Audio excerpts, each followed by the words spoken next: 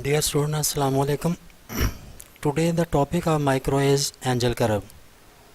Here we will focus on the overview of angel curve, role of income consumption curve in deriving angel curve, types of goods in which angel curve may be derived, and lastly graphical representation of various types of angel curve. Angel curve, the concept of angel curve was presented by German statistician Ernest Angel.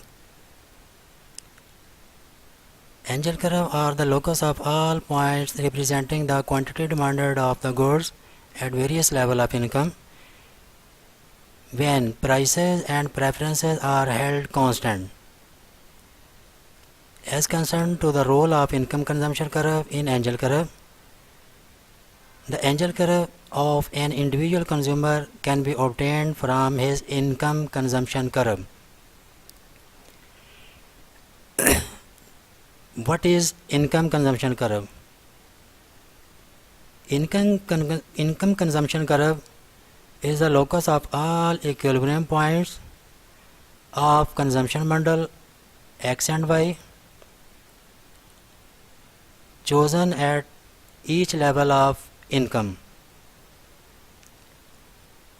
Basically, income consumption curve shows the trend of consumer.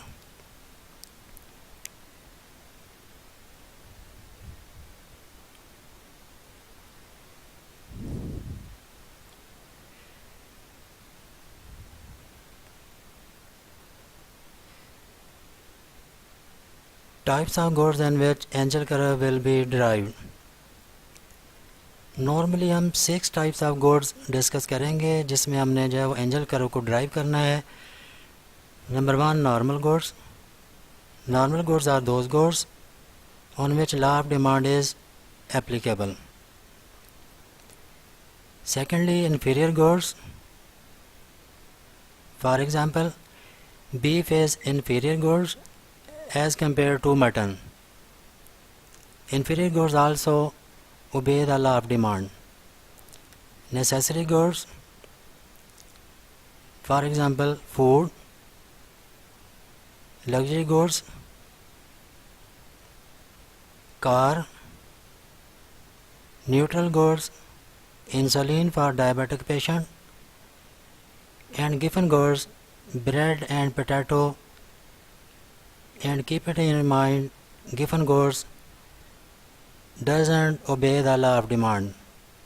It means if price increases, quantity demand also increases and vice versa. Given goods are low income and non-luxury goods. These are just like inferior goods and income effect mostly negative on given goods.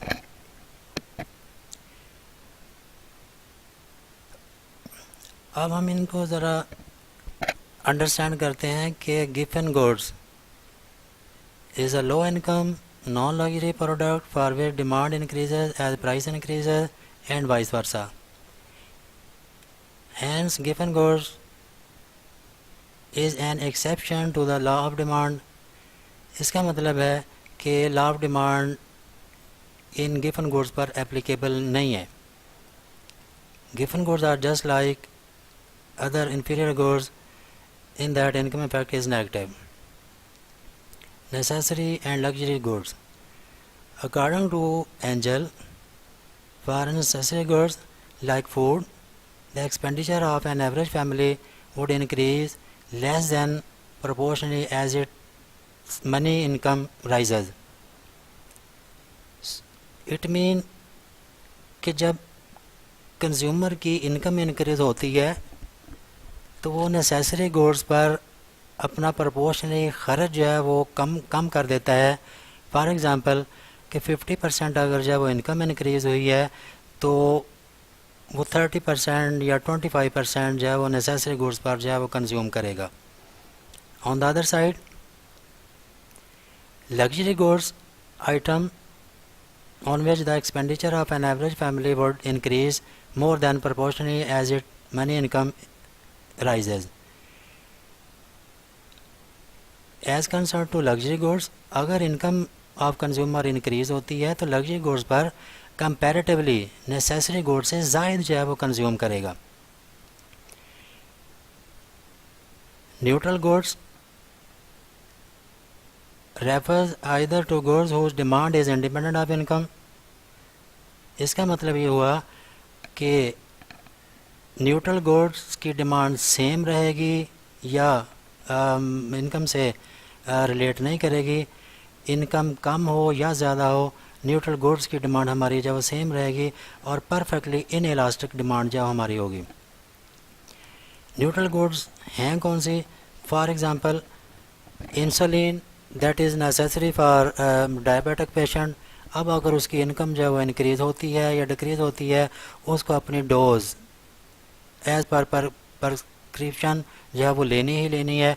वो जितने unit भी इस्तेमाल करता है वो उसको जब हर हालत में जब करने पड़ेंगे. अब हम आते हैं derivation of Engel curve under normal goods.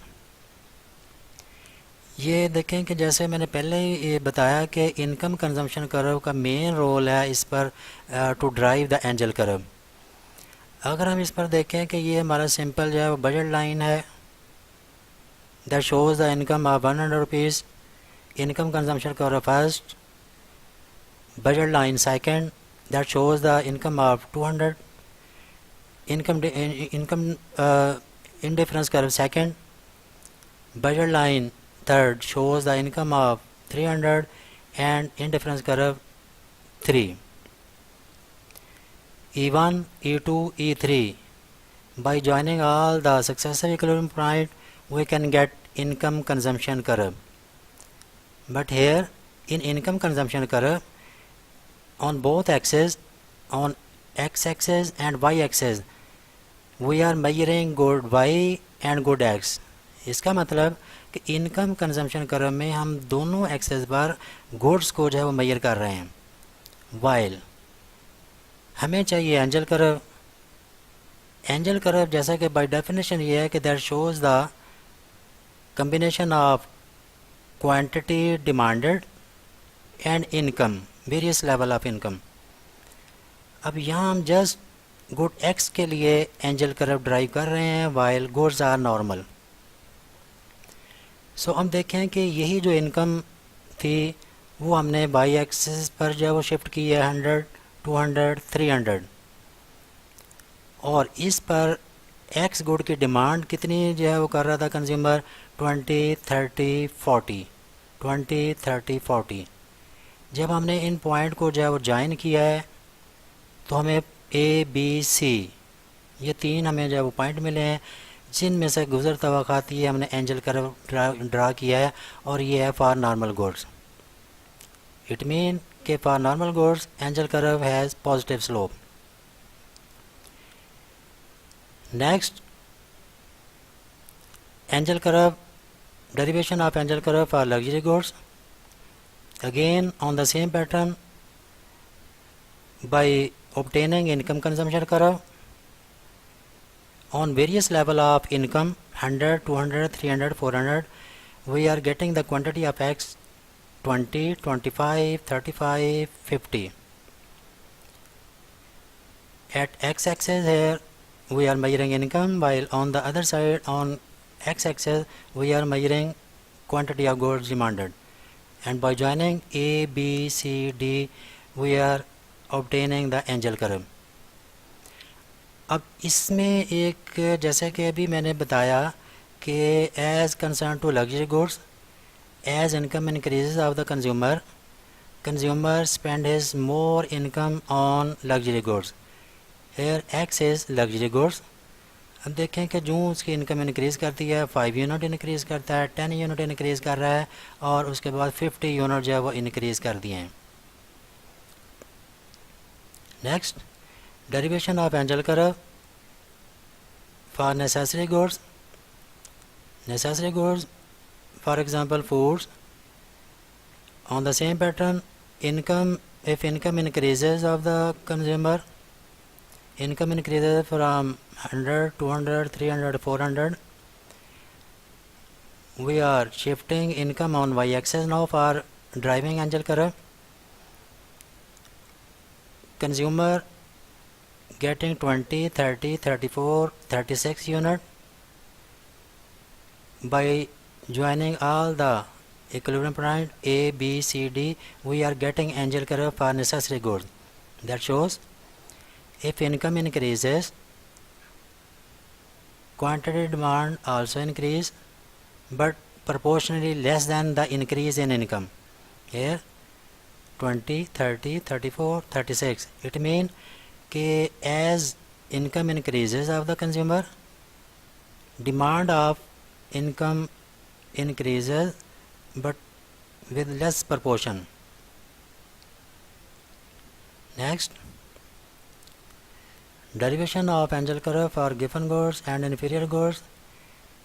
ख्याल के रखिएगा कि गिवन गुड्स और इन्फीरियर गुड्स ऑलमोस्ट जब सेम कॉन्सेप्ट हैं. Given goods which is not obey the law of demand while inferior goods obeying the law of demand. But हमें एक concern इस बात से नहीं है कि लॉ ऑफ डिमांड एप्लीकेबल है या नहीं है. हमारा कंसर्न एंजल कर्व में ये है कि हमने देखना है कि as income increases, if good is given और इन्फीरियर, देन एंजल कर्व उसका जो है वो कंजम्पशन पैटर्न क्या शो करता है. तो as concern to given goods and inferior goods, as income increases from 100 to 200, you can see equilibrium point now E1 to E2. it mean कि quantity of X decrease कर गई है to quantity of X2. इसका मतलब हम अगर shift करें income को 100, 200, 300, तो आप देख सकते हैं कि 100 पर अगर उसकी डिमांड अब X गुड 40 थी तो 200 पर अब हो गई है 35. इट मीन कि ड्यू टू द गिवन और इन्फीरियर गुड्स उसकी डिमांड कम हो गई है. और उसके बाद जब इनकम उसकी 300 होती है तो डिमांड उसकी देखें कि 30 रह गई है. इसका मतलब कि ए बी सी ऑल दो ये अपवर्ड कर्व शो होता है, बट हमें ये शो कर रहा है कि as income increases quantity demand of X decreases, while if income decreases quantity of x good will increases. ये हमारा गिफन गुड्स से ब्रेड है या पोटैटो है उसके साथ भी यही कंज्यूमर जो है वो मेंटेन करेगा. और इन्फीरियर गुड्स जैसे कि मैंने बताया कि beef is inferior goods as compare to मटर, कि अब हम जो है वो गुंजाइश निकालते हैं फिर कि अगर हमारी इनकम कम होती है तो हम फिर इधर जाते हैं, अदरवाइज़ इनकम हमारी इंक्रीज़ करेगी तो हम गिवन और इन्फीरियर गुड्स से अवॉइड करते हैं.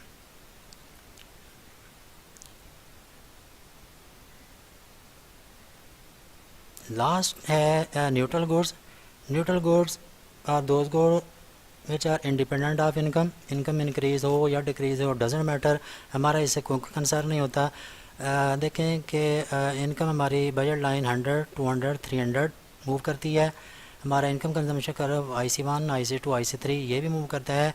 Bye joining all the successive equilibrium point we can get income consumption curve.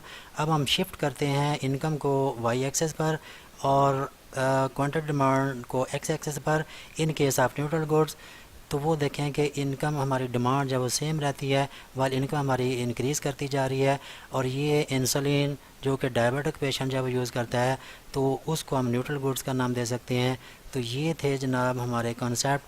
तो ओवरव्यू, उसके बाद हमारा role of income consumption curve, फिर हम वेरियस टाइप्स ऑफ गुड्स हमने देखा जिनमें इसको ड्राइव किया जा सकता है, और आखिर पे हमने ये देखा कि अब हम जो है वो इसको डेरिवेशन ऑफ एंजल कर्व कैसे कर सकते हैं.